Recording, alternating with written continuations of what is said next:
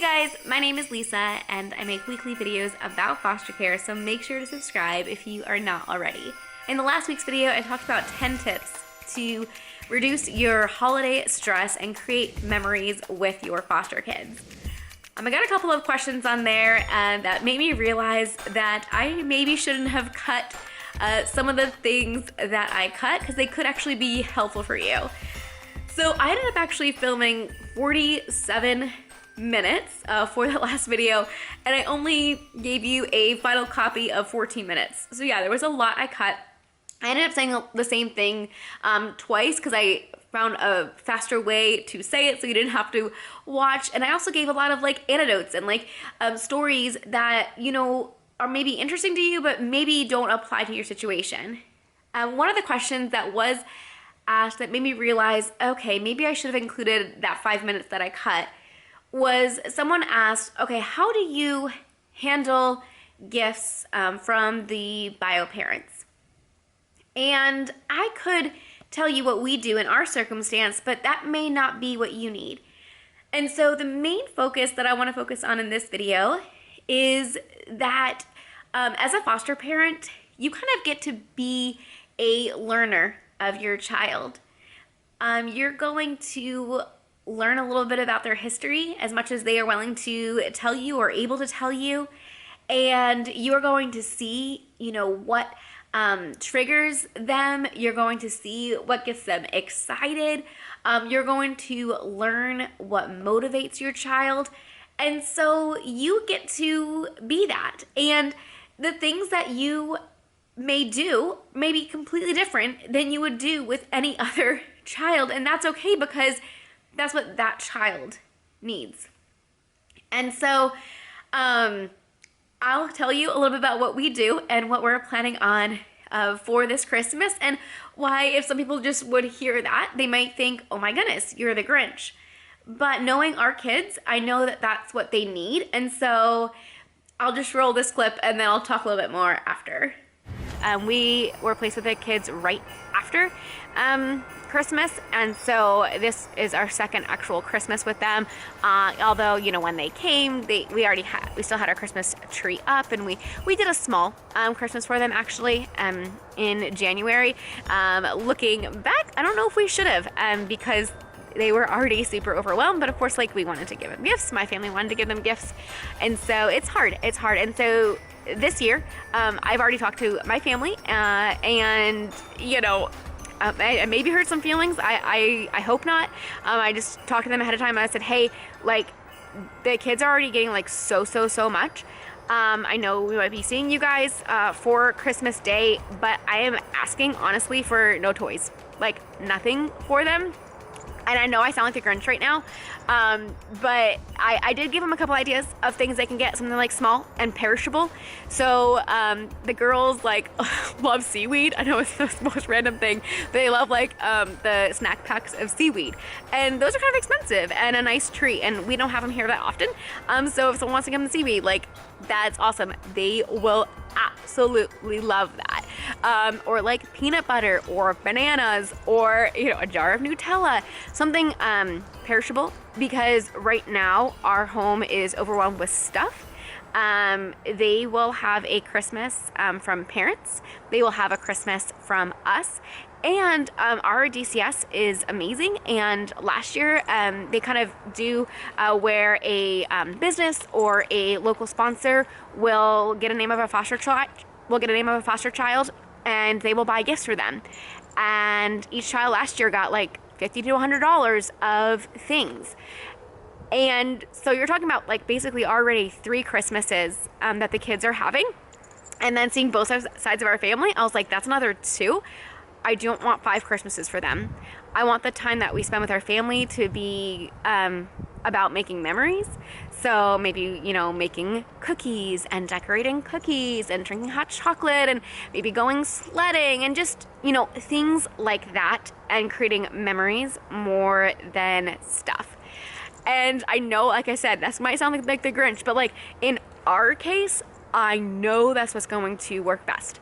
Because the more that these kids get, the more that they want, and they don't even treasure the things that they have. You know, we've gone through and we've gotten stuff, and like 4 months later, when after their birthday or after Christmas, they are ready to move on. They're ready to pass the thing. And then in that moment, it made them so happy. But then they were done with it.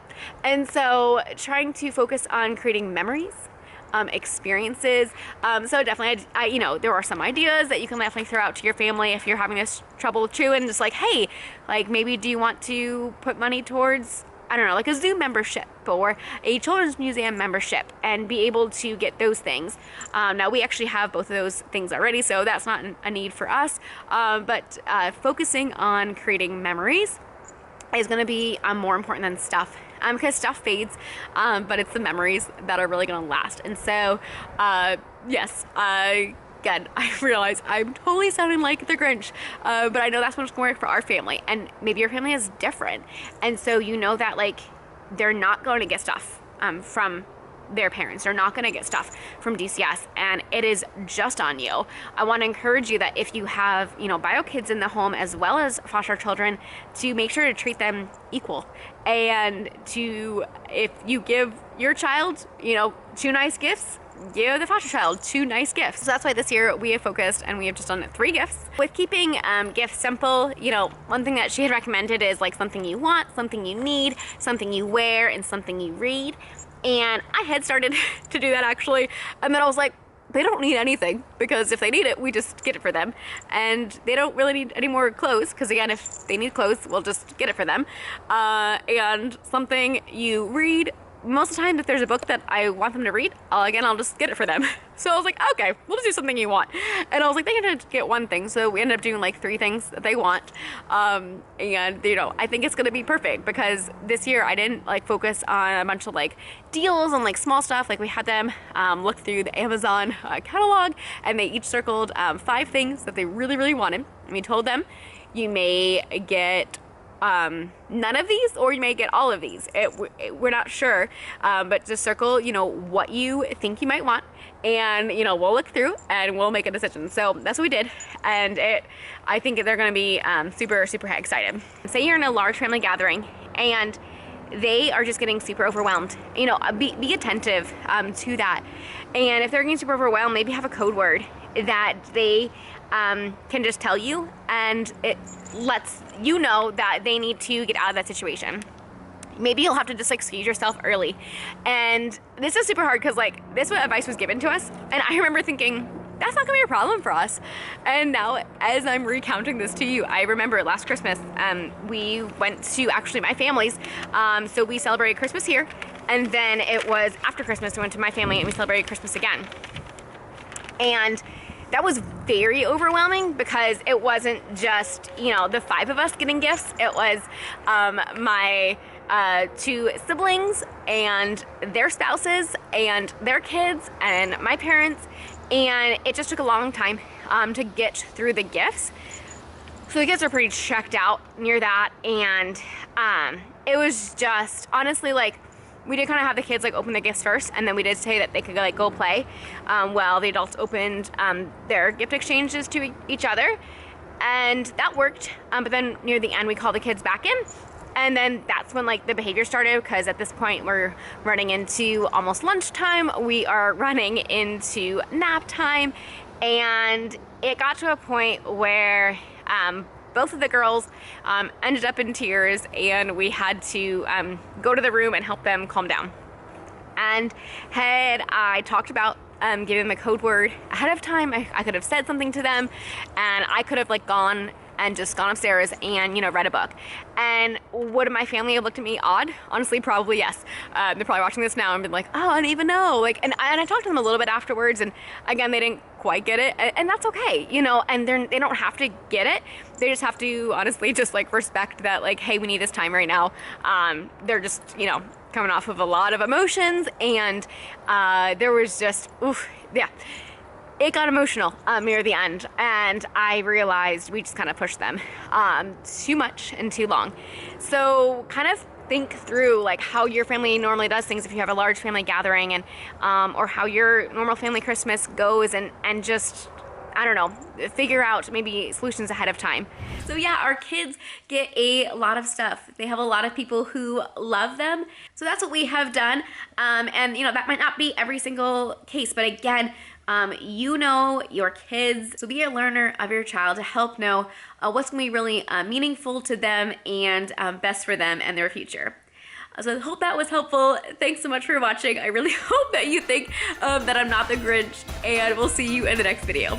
Bye guys, happy Thanksgiving.